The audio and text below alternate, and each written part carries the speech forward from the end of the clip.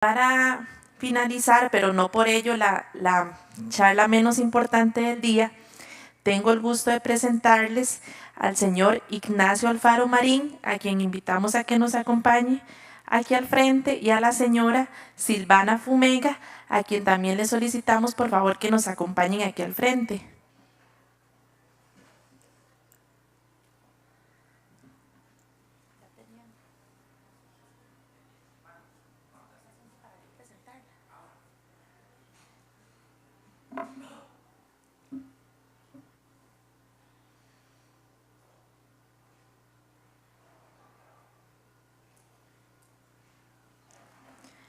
Les comento que nuestra expositora y nuestro expositor nos van a comentar del tema de justicia abierta, una visión desde la sociedad civil. Vamos a iniciar con la señora Silvana Fumega, quien es experta internacional de Argentina. Le damos la bienvenida a la señora Fumega.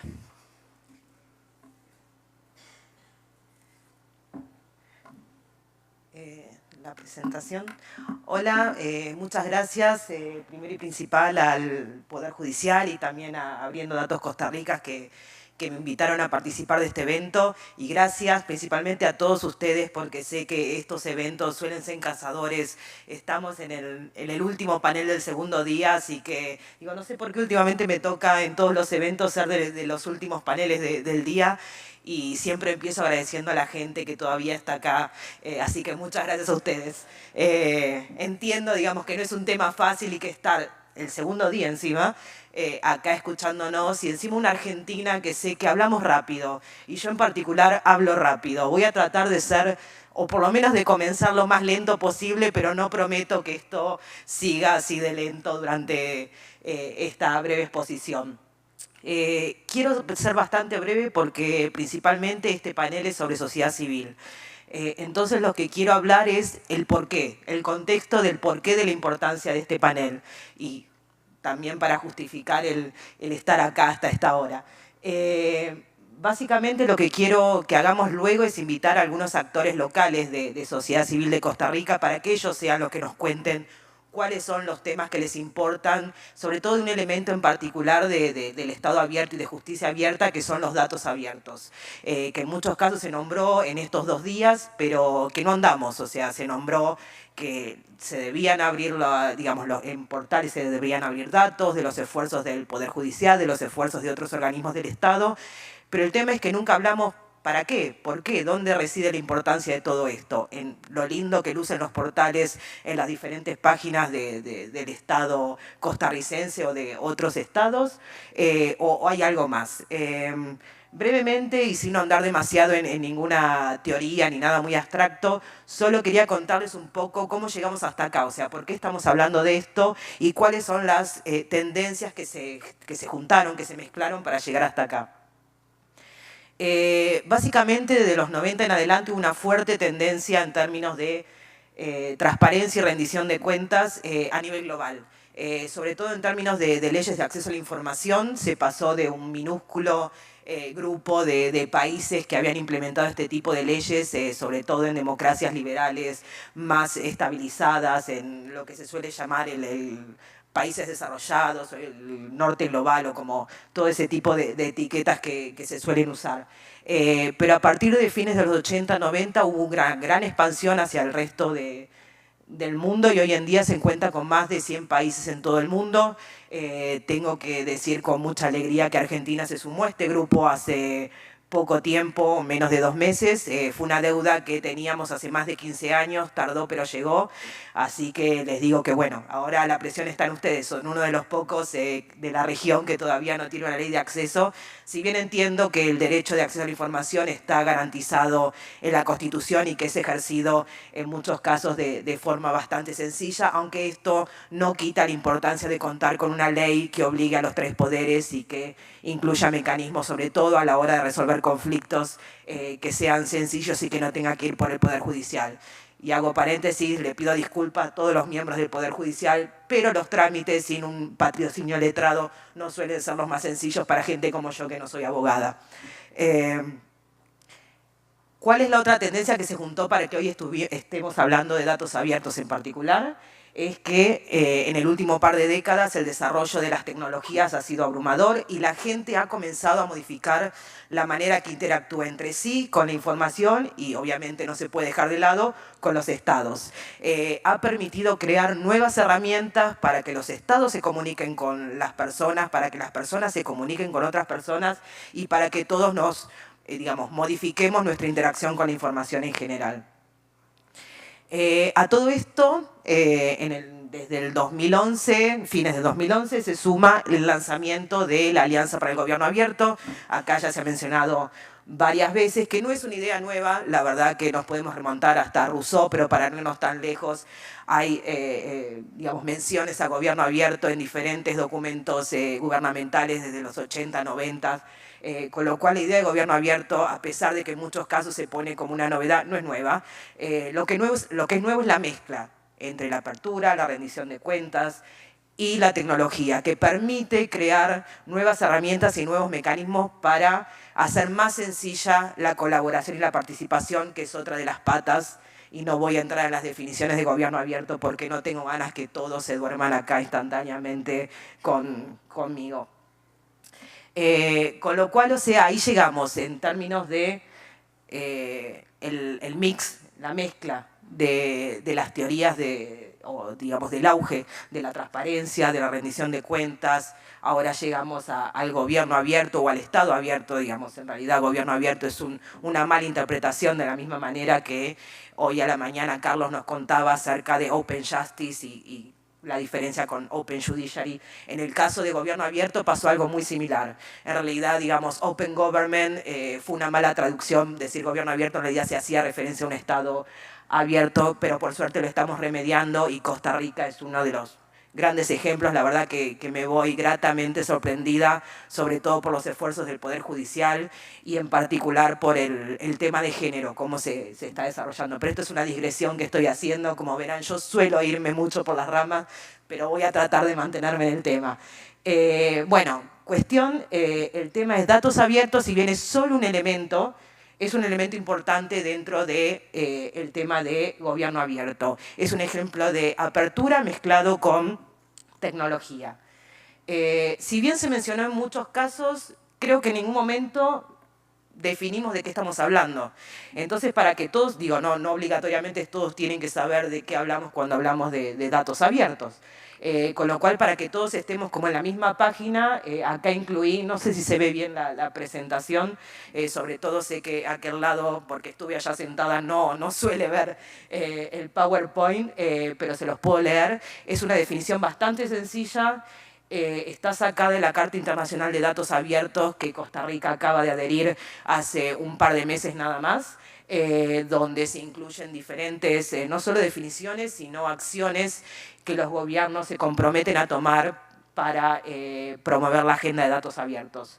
En líneas generales, cuando hablamos de datos abiertos, hablamos de datos estructurados en formato digital, puesto a disposición con determinadas características legales y jurídicas necesarias para que puedan ser usados, reutilizados, retribuidos sin ningún tipo de restricciones.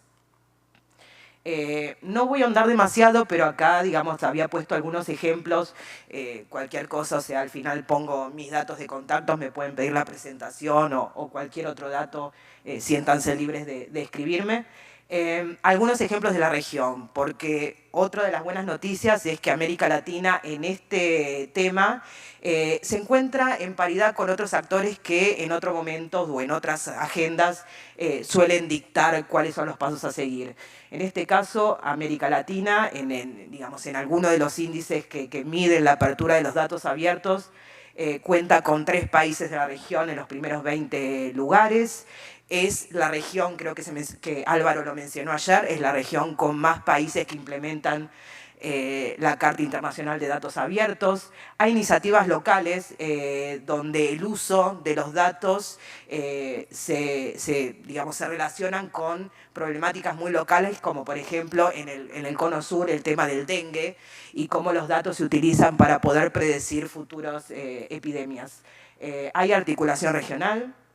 Ayer también creo que Álvaro mencionó la Carta Iberoamericana de Gobierno Abierto, que si bien es gobierno abierto tiene un componente importante datos y a su vez también el grupo de trabajo de datos abiertos de la Red GEAL, donde Costa Rica también es miembro y forma parte. El último punto, y lo dejé específicamente para el último punto, es el tema de Escuela de Datos, que es una iniciativa de sociedad civil donde se dan cursos y diferentes explicaciones acerca de cómo utilizar datos de manera sencilla y gratuita. Cualquiera puede entrar al website de Escuela de Datos para aprender y ver cómo se puede hacer de manera sencilla para utilizar datos abiertos. Es una iniciativa a nivel global, pero que tiene su edición en español y a nivel regional. Y acá llegamos a la justificación, y voy a tratar de hacerlo lo más rápido posible, porque veo que me estoy extendiendo mucho, del para qué. Nuevamente, como decía antes, en muchos casos estamos hablando de las iniciativas o lo que tienen que hacer los gobiernos, pero el tema es para qué queremos los datos, como antes se mencionó en un panel de hace un ratito nomás. Creo que uno de los que preguntaba decía que sin difusión no existen, en ese caso era información, en este caso no iría en una forma tan extrema, pero sin reutilización no hay beneficio y no hay valor. Con lo cual, sobre todo en las primeras instancias de los gobiernos y los diferentes organismos del Estado, para incluir también al Poder Judicial y Legislativo, estamos pidiendo que hagan esfuerzos, porque es todo un cambio de infraestructura y de cultura hacia el interior de las organizaciones, para que publiquen datos. El tema es para qué estamos pidiendo ese esfuerzo, para que sean reutilizados. Y en muchos casos, esta reutilización no viene en la mano del ciudadano común.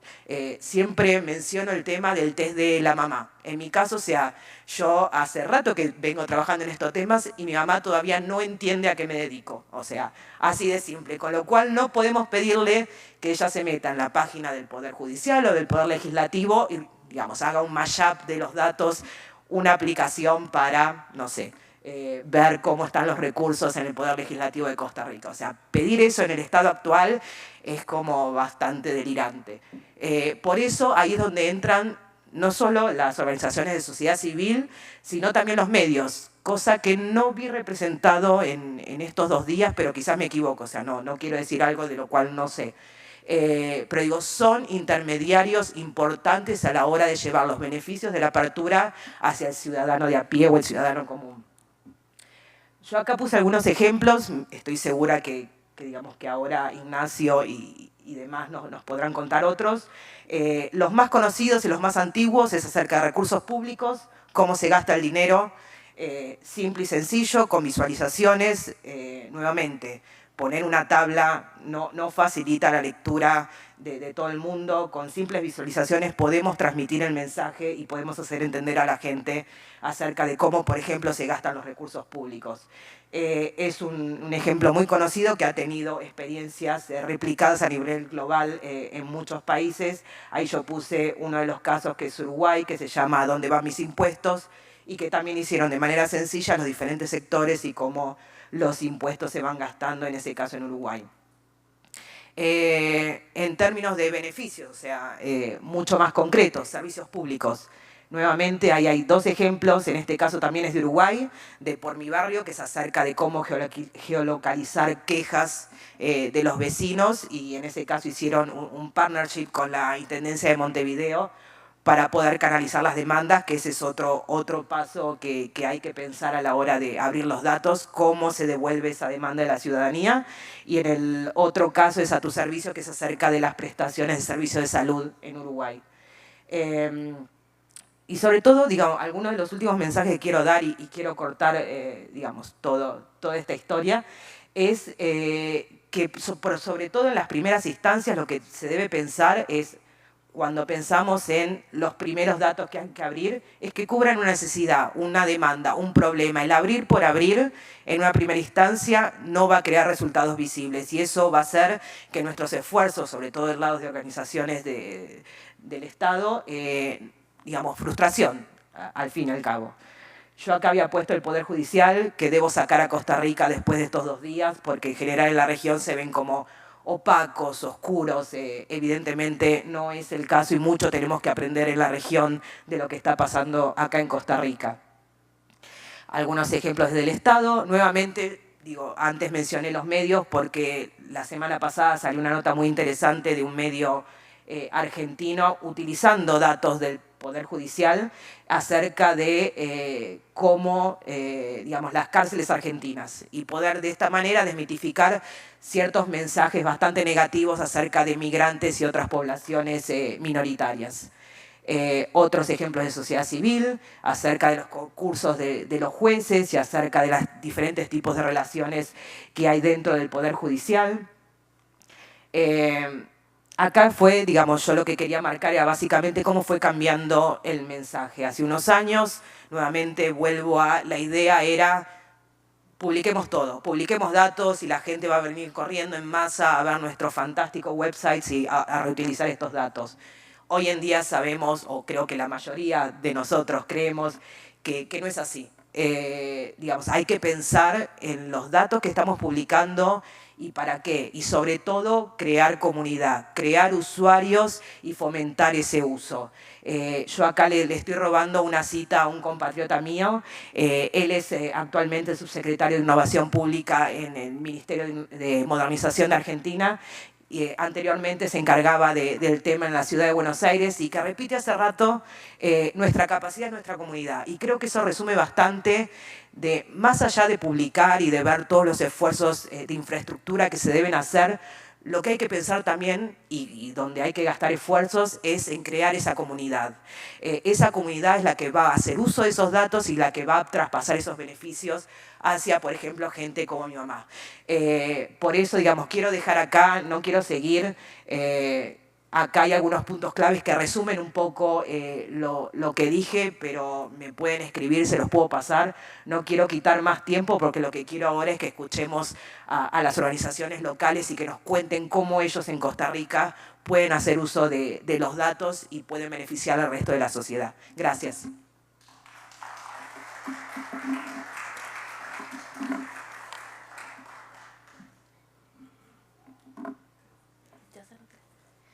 Bueno, muchísimas gracias a doña Silvana. Vamos a continuar ahora con el señor Ignacio Alfaro Marín. Él es de la Asociación Perón Abriendo Datos Costa Rica.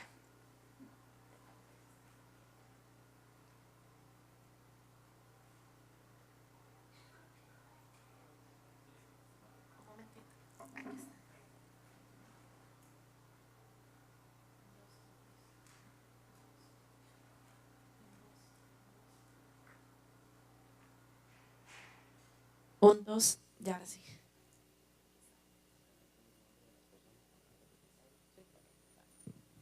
Aló, aló, ahora sí. Bueno, muchísimas gracias. Abriendo Datos Costa Rica es una organización que se dedica a promover el acceso a la información pública y a los datos abiertos, que es básicamente una forma de presentar esa información que permite una mejor utilización. En medio de este camino que tenemos promoviendo esa iniciativa, hemos trabajado con el Poder Judicial en dos aspectos y les vengo a contar uno muy puntual, que es sobre el plan piloto de un proceso integral para la publicación de datos abiertos desde el Poder Judicial que se hace con el apoyo de la Fundación Trust.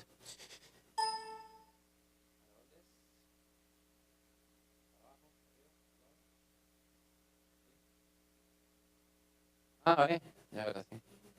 Ok, listo. Es evidente que estamos ante nuevas realidades, que hemos conversado mucho, hemos visto que hay una evidente desconfianza hacia las instituciones y de ahí es donde surge un montón de iniciativas de incrementar esa legitimidad a través de unos procesos de apertura, que está bien, válido, las cosas buenas son buenas independientemente de la razón por la cual lleguen. Hay limitaciones de presupuesto, limitaciones en gestión, también hay evidentemente un cuestionamiento hacia las estructuras sociales en general. A mí me gusta mucho esa foto. El sistema no puede combatir la corrupción porque la corrupción es el sistema. Estoy en contra de todo en todo momento. No se puede construir nada sobre eso. Y esas son las realidades políticas con las que hay que lidiar. En medio de eso sale el gobierno abierto, del que hemos hablado muchísimo, y derivado, obviamente, del gobierno abierto, tenemos el acceso a la información pública. No hay posible gobierno abierto sin acceso a la información pública.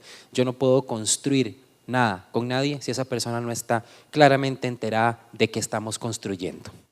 La información, ¿cómo tiene que ser? Evidentemente, como lo decía la representante del Observatorio de Violencia de Género, tiene que ser información completa y granular, o sea, detallada. No podemos seguir teniendo esos grandes números macro que no nos sirven para entender lo que está pasando.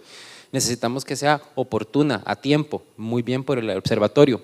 Continua, un solo periodo no permite sacar tendencias ni conclusiones.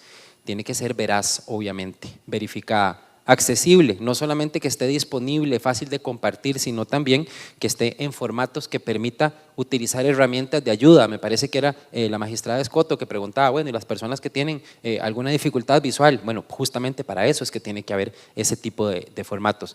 Y también ver muy bien hacia quién va esa información, cuál es la audiencia a la que yo me dirijo y obviamente conocer las limitaciones que existen en cuanto a privacidad. Eso está súper claro y tan garantizado está en la Constitución el derecho de acceso a la información pública como está el derecho a la privacidad.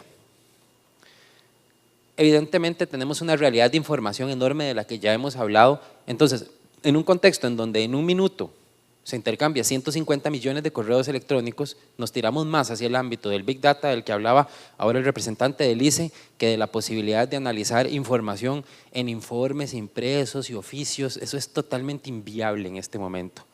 Por eso tenemos que pasar de la información a las bases de datos. ¿Qué es la información? Bueno, ese primer párrafo tiene algunos datos, evidentemente, pero están mezclados dentro de un texto que no permitiría utilizarlo y analizarlo por medio de herramientas informáticas. Sin embargo, si yo construyo una base de datos, que tengo que elegir qué voy a tomar. Claramente, la última frase, a quien construyó esa base de datos no le interesó. Bueno, no me importa si le gusta o no le gusta el fútbol, ese no es un dato para mí relevante. Las bases de datos tienen una razón y tienen un fin. La pequeña imagen donde estoy yo no se puede hacer más pequeña. Eso, gracias. Ok. Un último aspecto de datos abiertos que tal vez es importante conocerlo, que parece abstracto, pero ahora van a ver que es muy cercano. Los datos abiertos, uno de los estándares, digamos, que están aceptados bastante pacíficamente sobre su clasificación, es este esquema de 5 estrellas que propone Tim Berners-Lee, padre del Internet. Una estrella, ¿qué es una estrella? Un PDF, por lo menos está en línea, no se puede hacer gran cosa, pero por lo menos está en línea. 0 estrellas, ¿qué es? Todos esos expedientes cosidos con nudos que no he logrado aprender a hacer por más que he sido abogado durante 14 años, eso no sirve para los efectos del análisis de información.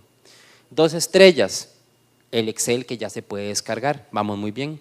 3 estrellas, y eso está en el mismo Excel, en vez de guardar como Excel, guardar como archivo separado por comas.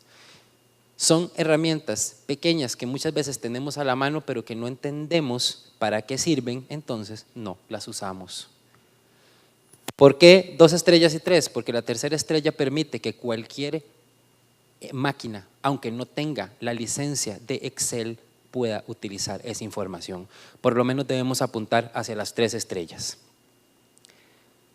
Aquí al final de lo que se trata es poder pasar del dato al conocimiento. Esta imagen a mí me gusta mucho porque requiere y habla mucho de las habilidades que decía ahora Silvana. Yo estoy en la última etapa, ni siquiera les sabría poner lustre, mucho menos. A mí me dan esos ingredientes, no los puedo transformar en un queque, pero hay gente que tiene esa capacidad, esa habilidad y esas herramientas para transformar esos ingredientes en información, que por lo menos a mí el queque seco no me gusta. Entonces la información quizás no me resulte tan atractiva, pero si me le ponen un lustre, listo, y lo convierte en conocimiento una vez que le saqué el provecho. Hacia ese punto es donde debemos dirigirnos, hacia ahí debemos apuntar, hacia que esos datos que están en el Poder Judicial y que están en bases de datos o a veces no están correctamente estructurados, pero por lo menos están en formatos digitales, puedan ser transformados en conocimiento. Se hizo para el inicio de este plan piloto un diagnóstico en donde se analizaron más de 1.200 enlaces del sitio web, de los distintos sitios web, porque en realidad el Poder Judicial es un portal que tiene una gran cantidad de sitios web. Se hicieron 72 entrevistas, grupos focales, porque necesitábamos conocer muy bien el estado de la información y a partir de ahí se propuso un plan de acción que definía cuál tenía que ser la estructura organizacional que podía adoptar el Poder Judicial, la normativa, los requisitos técnicos y el proceso de apertura. En lo que estamos en este momento es justamente en ese proceso de apertura. El objetivo es encontrar por lo menos 5 archivos, 5 conjuntos de datos que realmente resulten de valor e interés para una población determinada. Silvano lo decía muy claramente, no es publicar por publicar, es poner a disposición de las personas lo que necesitan, punto.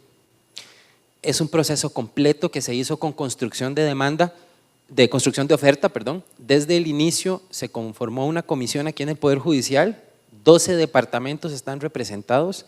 Esos 12 departamentos fueron sacando de sus correspondientes archivos diciendo qué tenemos para disposición de la gente y seleccionando entre todos qué es lo que consideraban que sería relevante dar a conocer a la población.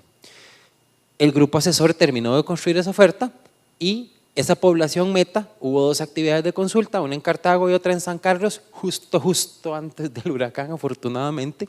Hubiera sido muy complejo, evidentemente, la situación que hoy desgraciadamente pasa esa zona. Y esa población meta fue a la que se le presentó esa oferta preliminar. ¿Cuál fue la oferta que construyó el Poder Judicial? Bueno, el Poder Judicial consideró que los 5 archivos que podrían tener mayor relevancia y ser de más interés para las personas son los presupuestos institucionales, las estadísticas del Observatorio de Violencia de Género que vimos antes, la liquidación de presupuestos, es decir, en qué los utilizamos y cómo se gastó ese dinero, las estadísticas policiales del OIJ y los anuarios judiciales. Una de las primeras preguntas con las que nos encontramos cuando hicimos estas consultas con la ciudadanía es que anuario evidentemente suena como a fotos de 5º año de colegio. Tenemos un tema de nomenclatura de los archivos, de compartir esa información que todavía se genera desde la perspectiva de las instituciones y no desde la perspectiva de las personas. Hubo otros que se quedaron de camino, que no se consideraron como de mayor relevancia, los resultados de justicia restaurativa, los planes anuales operativos, sus manuales, los códigos de oficinas, el plan de adquisiciones y catálogo de bienes de la proveeduría, los estados financieros del Fondo de Jubilaciones y Pensiones, informes anuales de labores, las listas de intérpretes en idioma malecu, Nove, Bribri, Cabecar de la Comisión de Acceso a la Justicia, el inventario de muletas y sillas. Yo no sé quién sabe que aquí había un inventario de sillas y muletas, de sillas de ruedas y muletas, y ahí está en línea. Hay un listado de personas capacitadas en LESCO de la Comisión de Acceso a la Justicia. El Ministerio Público, por su parte, hizo como un menucito aparte, en donde ofrecía también la tabla salarial de funcionarios, el inventario de activos y la duración de los procesos. Todo en cifras macro, digamos, o cifras grandes, agregadas. Entonces, lo que nosotros dijimos es, bueno, ¿y qué es lo que realmente desea? Ojo, una parte de la ciudadanía. Plantearse la pregunta de qué desea la ciudadanía es una pregunta sin sentido. Yo tengo que conocer mi audiencia. ¿Qué es lo que desea esa parte de la ciudadanía con la que yo quiero como institución interactuar en ese momento? Entonces, para responder a esa pregunta, más allá de que nosotros podamos contarles qué nos han respondido en las actividades de consulta, vamos a hacer una actividad de consulta en este momento. Y yo le voy a agradecer a representantes de 4 organizaciones que se encuentran aquí con nosotros, que pasen acá al frente y vamos a conversar brevemente sobre qué información, cuáles datos son los que de verdad la ciudadanía quiere, si es o no la primera oferta que hizo el Poder Judicial.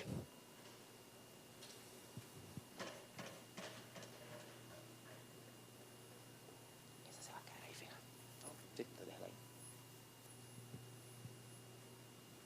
Si quieres presentar. Si quieres presentar vos. Bueno, préstame el.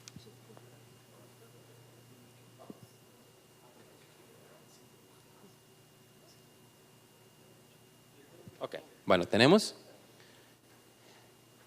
allá está, acá, Luis Antonio González, él es socio de Costa Rica Íntegra, es una organización, dice internacionalista e investigador del programa del Estado de la Nación.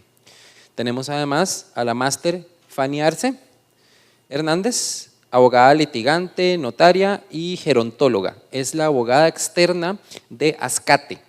Consultora, ha escrito varios informes, artículos y otros sobre la población adulta mayor. Está Jaime Chávez León, teólogo y educador popular, director del Instituto de Masculinidad WEM y miembro de la Red Global de Masculinidad ManEngage, ¿es? Ok. Y allá, José Daniel Clark, es activista y vicepresidente del Frente por los Derechos Igualitarios. ¿Te regreso esto? Sí. ¿Cambiamos? Sí. Adelante. Bueno, básicamente, como antes hablábamos de, digamos, que tanto Ignacio mencionó y que yo traté como de mencionarlo muy rápidamente en el comienzo, lo que importan son las demandas, los problemas y los beneficios que diferentes organizaciones pueden, digamos, darle a esos datos que en este caso el Poder Judicial abre o pudiera abrir.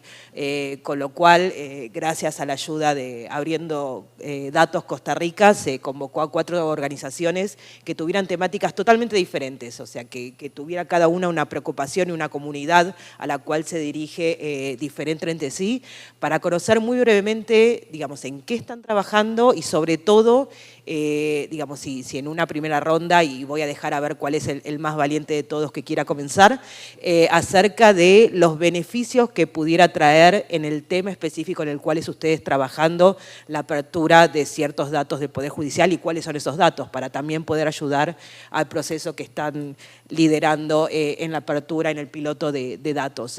A ver quién es el valiente. Tenemos una valiente para seguir con la perspectiva de género. Muchas gracias. Bueno, muy buenas tardes a todas y todos.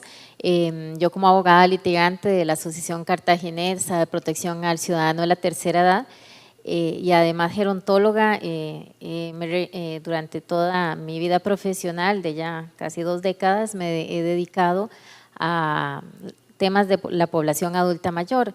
A través de la asociación de ASCATE, como abogada externa, hemos llevado algunos procesos. Si bien he de reconocer los esfuerzos que ha hecho el Poder Judicial en tema de accesibilidad a la justicia, como la política de accesibilidad, los expedientes color marrón, el trato preferencial, como bien lo establece la Ley Integral para la Persona Adulta Mayor, 7935, se requiere esa apertura de datos porque, por ejemplo, en materia de población adulta mayor, si bien ustedes vieron que a través de todos los datos que el Poder Judicial, que era importante, me fui, ahí ya volví, que creyó que era importante, también es muy importante preguntar a la sociedad civil y sobre todo a la población meta a las que van dirigidos estos datos, porque por ejemplo, en materia de población adulta mayor, si ustedes pudieron ver, se requerían las estadísticas de violencia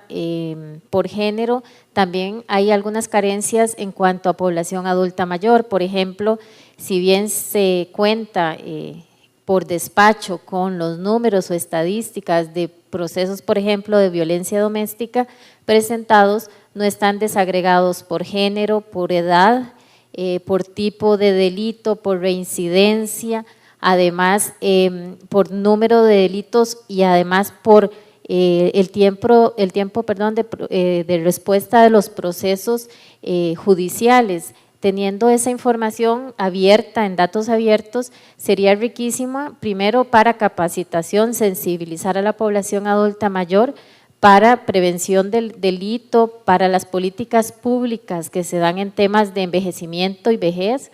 Por ejemplo, cuando se hizo la política de envejecimiento y vejez, son temas que quedaron nombrados pero no debidamente detallados ni a profundidad.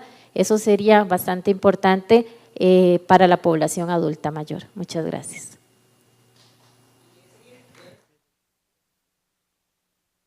Sí, bueno, buenas tardes, tengan todos y todas. Mi nombre es Luis Antonio González, yo soy de la Asociación Costa Rica Íntegra, que es el capítulo nacional de Transparencia Internacional acá en Costa Rica. Y desde Costa Rica Íntegra tenemos un vínculo muy directo con los temas de Estado abierto acá en Costa Rica. Somos parte de la Comisión Nacional de Gobierno Abierto, que es la que dirige el proceso en el Poder Ejecutivo, así como de la comisión también que trabaja el tema del Parlamento Abierto en la Asamblea Legislativa.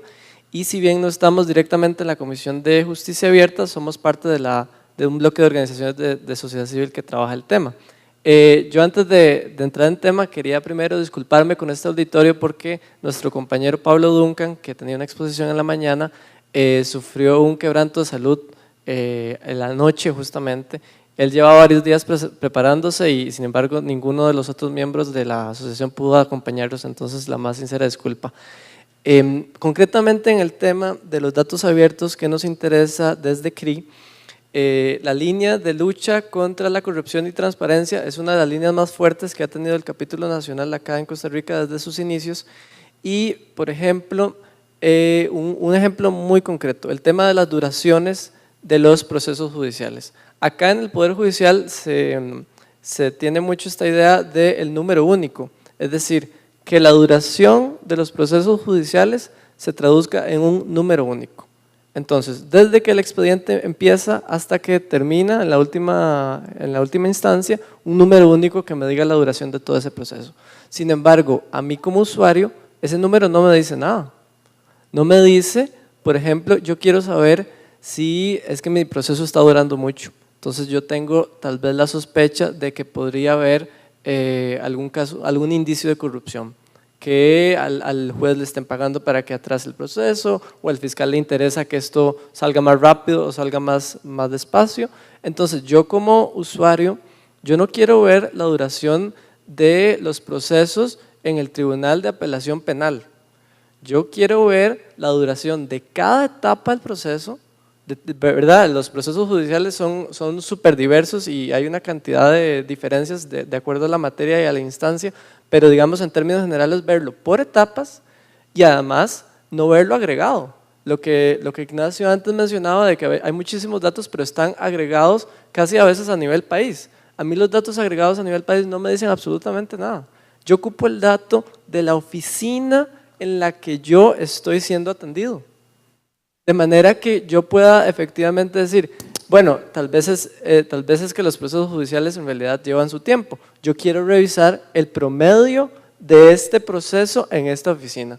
De manera que yo pueda saber si efectivamente la duración que está teniendo mi proceso es acorde al promedio, o más bien decir, pero qué raro, aquí parece que está pasando algo. Yo voy a presionar al juez, yo voy a hablar con mi abogado, yo quiero saber exactamente si aquí está pasando algo extraño. Entonces, actualmente los datos no nos permiten ver eso, no nos permiten ver las duraciones de los procesos por etapas y mucho menos a nivel desagregado, digamos, de verlo a nivel de oficina puntual.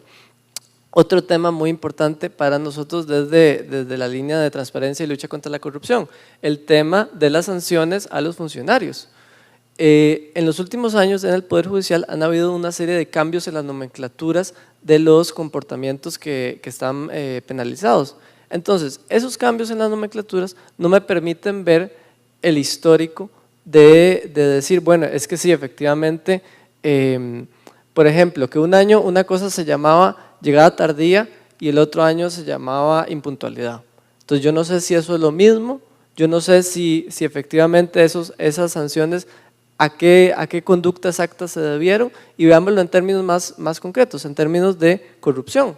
Cuando a mí me preocupa saber, por ejemplo, si hay casos de corrupción ya cerrados en las más altas esferas de la toma de decisiones. A mí, si esos expedientes ya están cerrados, es decir, si ya se comprobó lo que se tuviera que comprobar, esos expedientes deberían ser públicos.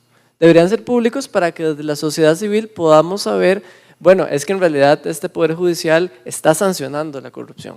Efectivamente, se están detectando los casos, pero se están sancionando. Y aquí lo podemos ver con esta estadística que nos refleja durante este periodo tantos funcionarios condenados por esta sanción en tales áreas.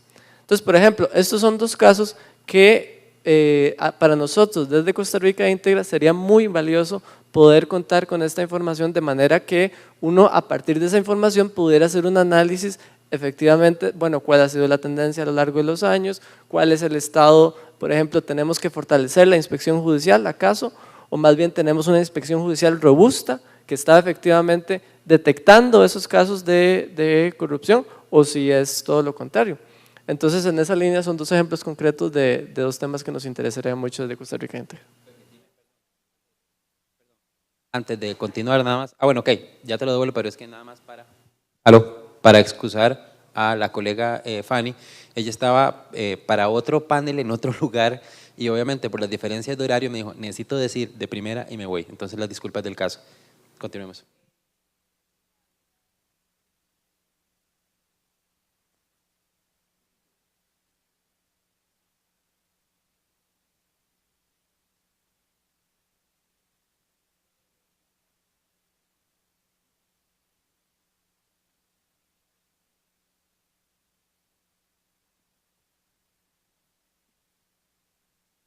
Sí, igual era solo un comentario, básicamente, o sea que no solo en términos de lucha contra la corrupción es importante saber la duración de los procesos, sino también para el propio Poder Judicial, para poder brindar un mejor servicio y poder encontrar cuáles son probablemente los cuellos de botellas y mejorar los procesos, o sea, porque a veces cuando venimos con el tema de corrupción y etcétera, en muchos casos estamos poniendo, digo, sobre todo del otro lado, pensando en la demanda de datos, digamos, pueden llegar a asustarse como una casa de brujas. Y no necesariamente es así, en muchos casos es para mejorar la prestación de servicio, para ayudar en los procesos y bueno, solamente que quería agregar eso. Dejo paso a la tercera organización. Muchas gracias. Buenas tardes, mi nombre es Jaime Chávez León y pertenezco al Instituto WEN. El Instituto WEN en Costa Rica es una ONG sin fines de lucro en las cuales trabajamos en 3 áreas: en prevención de la violencia masculina, la violencia del patriarcado, de la masculinidad hegemónica, en promoción de nuevas masculinidades y en atención de hombres que presentan problemas de poder y control. Aclaro esto porque es muy importante ver la posibilidad que vemos con los datos abiertos, tanto en la generación de políticas de masculinidad, que acabamos de terminar de hacer una para el PRENOVI, en donde el Observatorio de Poder Judicial, el Observatorio de Género del Poder Judicial nos ayudó mucho, pero nos quedamos cortos en la necesidad de más datos, que muchas veces no es solo llegar y decir, si las mujeres están tal porcentaje, el resto es de los hombres. No, no funciona así. Hay que crear nuevos indicadores, hay que crear nuevos alcances que no llegan. Nosotros, por ejemplo, hemos participado en auditoría ciudadana, pero esto, datos abiertos, no es que vamos a abrir las puertas para que todo el mundo se resfríe y todo el mundo le dé un catarro y se enferme, no. Es más bien para ver la posibilidad de encontrarme yo y así poder educar. Nosotros, por ejemplo, educamos a una población de hombres en los cuales el fundamento principal de estos hombres hegemónicos es mi palabra es la ley. Yo soy la ley y soy más experto que los abogados. Entonces es bastante curioso porque ellos llegan y se pelean con el abogado, se pelean con la jueza, se pelean con el juez tratando de decir yo tengo la razón. Y puedo poner un ejemplo, durante el año pasado se dio toda una discusión acerca de las pensiones que recibían las mujeres de este país, millonarias, eran como aparecían en los medios de comunicación, tal mujer gasta 200,000 en el spa y gasta en atención de yo no sé, de salón y yo no sé, 500,000, entonces era una información falsa que no reflejaba en realidad los datos que los que estaba pasando. Doña Zarela sacó un comunicado de decir, vea por favor, la pensión en Costa Rica no es de millones, las mujeres no reciben millones, el promedio es menor a 70,000 colones y hay muchas personas que no la solicitan y hay muchas personas que no la reciben. Entonces, ¿qué es lo que pasa? Entonces, ese tipo de información que es más cercana nos permite a nosotros a prevenir la violencia, que a fin es la que genera el machismo mata. Entonces nos ayuda a poder ver, nos sirven mucho los datos, por ejemplo, de los feminicidios. ¿Qué pasó? ¿En qué circunstancias se dieron? ¿Cuántos son? ¿De qué lugares? ¿Qué circunstancia le llevó? Porque si uno, por ejemplo, en el último informe aparecía que uno de los indicadores eran los celos. Ese dato es importantísimo para nosotros para poder revertirlo en reeducación y saber que tenemos que empezar a trabajar el celo. ¿Qué son los celos? ¿Por qué los celos matan? Esa información es vital para nosotros, pero ¿dónde la encontramos? ¿Dónde viene? Es ahí donde nos acercamos a los datos abiertos como para empezar a pedir esta solución. Otra información que, por ejemplo, necesitaríamos es hombres en cárcel. Ya sabemos que el 95% de la población en Costa Rica, o un poquito más podemos decir, son hombres. ¿Qué pasa? ¿Es que los hombres nacen malos y tienen que ir a la cárcel? ¿O qué se puede hacer a nivel de políticas? O a nivel de régimen de visitas. ¿Cuánto dura un régimen de visitas en salir? Los hombres dicen, ay, a mí, porque son casos, es causística, 8 meses, 1 año. ¿Será cierto? ¿Será más? ¿Será menos? No podemos decir nada. Eso son datos que necesitamos como para poder trabajar con una masculinidad positiva en el cual lo que quiere es atención a los hijos, a ser padres más afectivos, más cercanos, etcétera. Entonces, la posibilidad de los datos abiertos, eso es lo que nos permite vernos reflejados en todo este marasmo, porque los hombres se pierden en el Poder Judicial, se pierden, no saben ni dónde empieza ni dónde termina. La compañera Fresia, que está aquí, no me deja mentir, los hombres dicen, bueno, y le dicen, ¿y en qué parte del proceso va? Por ejemplo, una pensión alimentaria, de un régimen de visita, de una separación, y ellos dicen, no sé. Estoy perdido, se pierden en ese mar. Por eso es que necesitamos esta cercanía, es todavía mucho más alcance que una auditoría social, que ya llegamos tarde al final, sino de la auditoría, sino más cercana con estos datos, que son datos vivos que podemos ir reflejando. Gracias. Bueno, buenas tardes. El Frente por los Derechos Igualitarios, o en el Frente nos dedicamos principalmente en tres ejes principales. Uno de ellos es la lucha contra la discriminación contra personas LGBT, y a partir de ahí son dos énfasis principales. Uno es el reconocimiento de las uniones y el otro es la aprobación o lograr el reconocimiento de la identidad de género.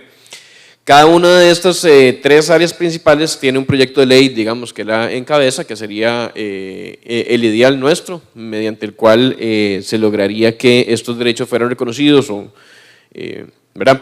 De alguna forma se pudiera avanzar. Mientras estos proyectos de ley no se aprueben, lo que hemos estado haciendo es logrando políticas públicas puntuales en las que se puede ir avanzando en estas cosas. Así, por ejemplo, podemos ver que aunque no se haya aprobado el reconocimiento de las uniones de ninguna forma, no se ha aprobado ni el proyecto de matrimonio igualitario, ni algunos proyectos que estaban a medio camino, que no reconocen la igualdad en forma total y completa, sino que reconocen algunos derechos, como el de sociedades de convivencia. Ninguno de estos proyectos se ha aprobado, ni parece que se vaya a aprobar en un futuro cercano, ¿verdad? Sin embargo, vemos acciones como cuando la Caja aprobó el seguro para parejas del mismo sexo y otro tipo, pues, de acciones puntuales parecidas. Vemos cómo el avance se puede ir haciendo poco a poco. Tenemos un problema grande, y es que no hay datos. No solo en el Poder Judicial, en general no hay datos de las poblaciones sexualmente diversas en Costa Rica. La Caja, por ejemplo, cuando empezó con lo del seguro, estimó que iban a ser alrededor de 200 parejas. No sé si este micrófono está yendo. ¿Sí se oye? La Caja está estimando que alrededor de 200 parejas se iban a inscribir en el primer año, y bueno, estuvo muy lejos de eso. O sea, la cantidad fue bastante inferior a eso. En el caso del Poder Judicial, hay un tema en particular en el cual nos serviría montones tener datos, y es especialmente en el de la lucha contra la discriminación. Ahí en Costa Rica no están tipificados los crímenes de odio, entonces realmente no sabemos cuántos asesinatos, por ejemplo, es muy común que se ve como asesinan travesti, asesinan, ¿verdad? ¿Cuánto de eso está motivado por el odio? Eso no lo sabemos. Y no hay forma en la que estos datos, digamos, o sea, estos datos no existen en este momento. Habría que empezar por revisar los expedientes uno por uno, asignarles, ¿verdad? Exactamente qué fue lo que sucedió. Esos serían datos extremadamente útiles para poder ir creando estas políticas públicas también, porque sin tener estas bases, ¿verdad? de duras, con datos, información certera y clara, es como realmente difícil poder enfocar. No sabemos, digamos, cuántas personas LGBT están en situación de pobreza, por ejemplo.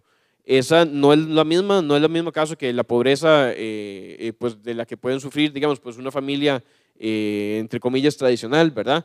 Etcétera.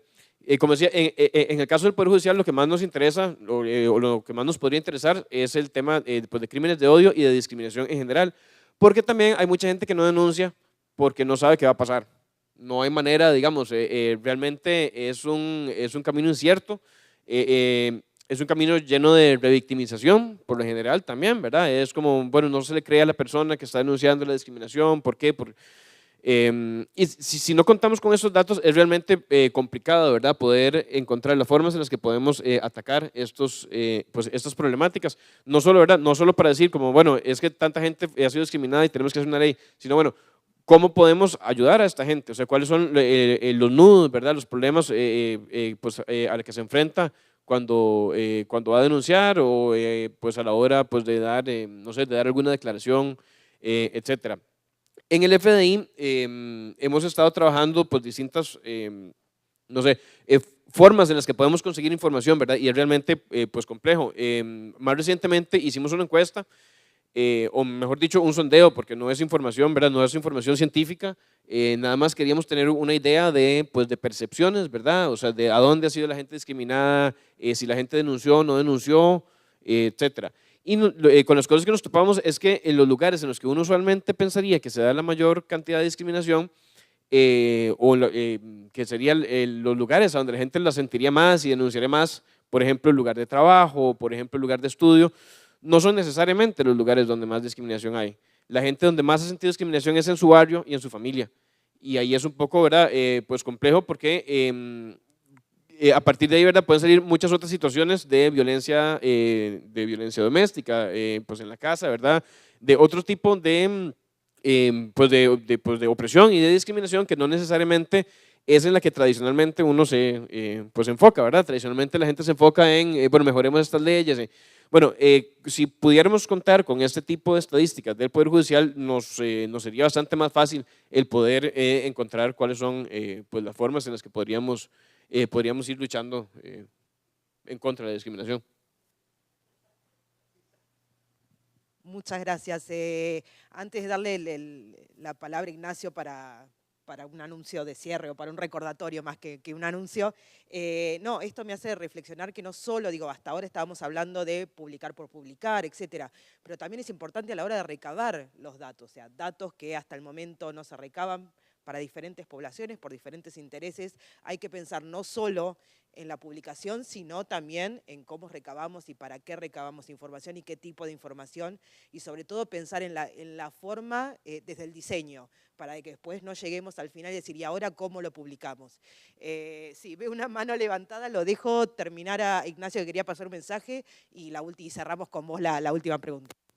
Muchas gracias. Sí, no, dos cosas nada más que en la misma línea, de parte de Abriendo Datos, para contarles que unos datos que nosotros serían súper útiles es cuando hablamos de recursos de amparo por violación del derecho constitucional de acceso a la información, no solo saber quién es el campeón, ya sabemos que el campeón del año pasado fue la Caja, bueno, pero además de irle a dejar una medalla de cartón por ser el violador más grande de los derechos humanos de acceso a la información, también entender ya desde una perspectiva más de construcción, ¿por qué? O sea, ¿cuál es el departamento? ¿Cuál es el tipo de petición que está generando este tipo de resoluciones para poder, con la institución, trabajar en la sensibilización de ese departamento y que entiendan por qué? Y también nosotros entender por qué está pasando, porque de pronto, aunque evidentemente no hay razones válidas, puede haber alguna razón y podemos contribuir a resolverla.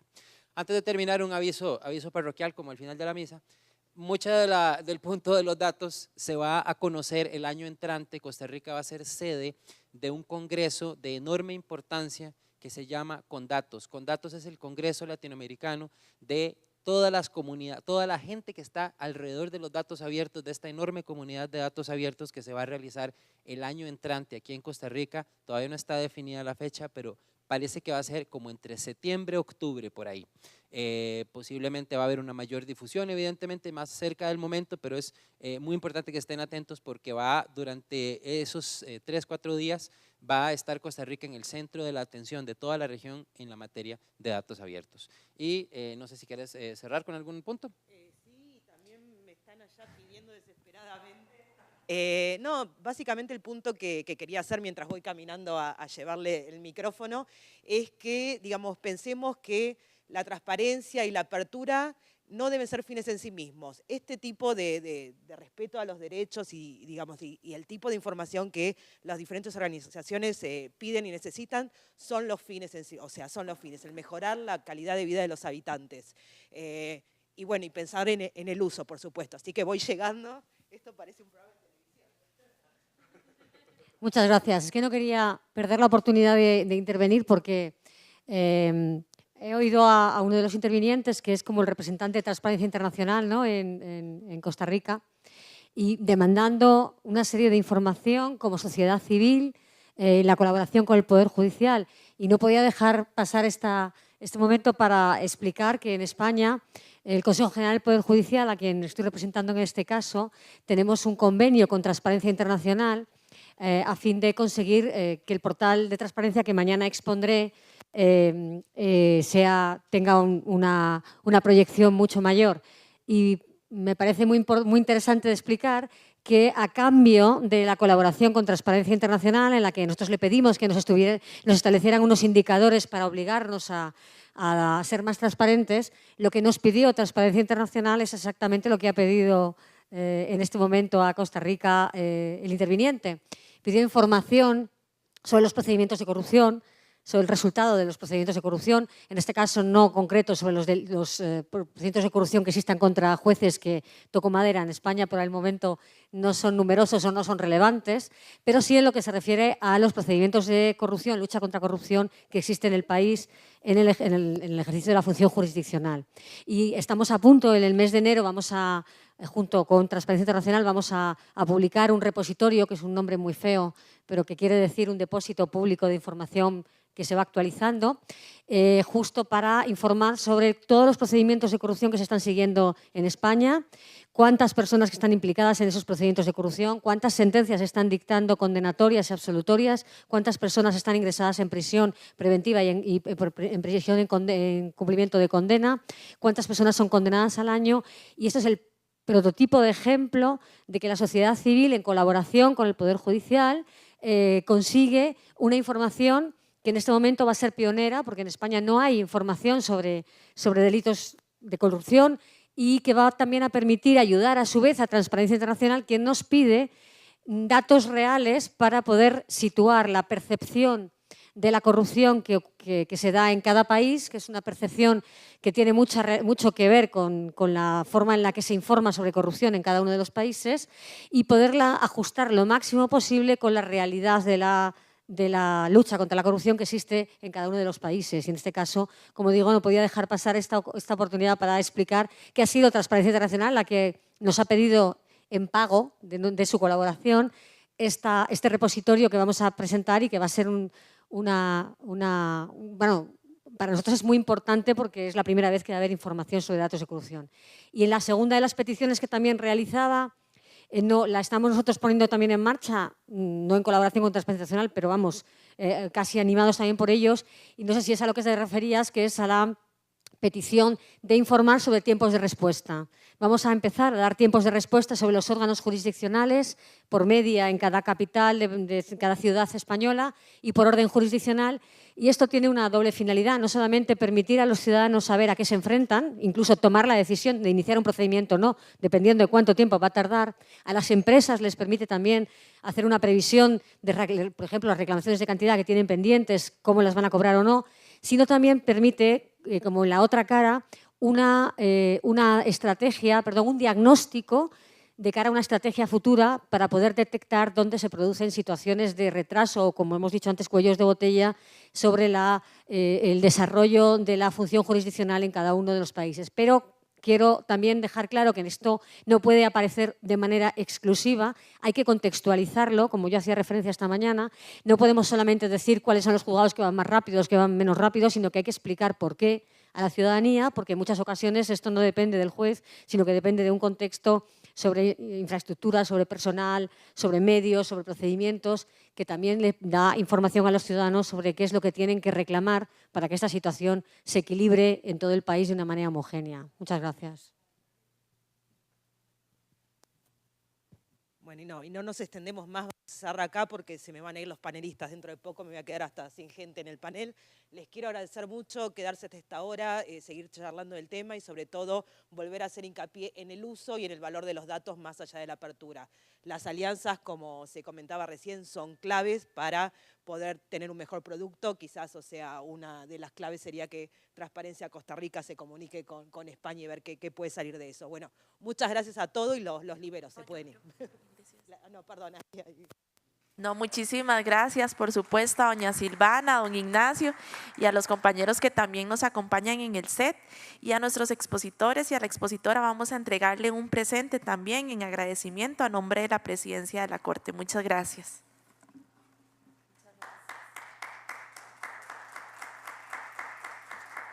Y a ustedes gracias por su atención, y continuamos, el día de mañana.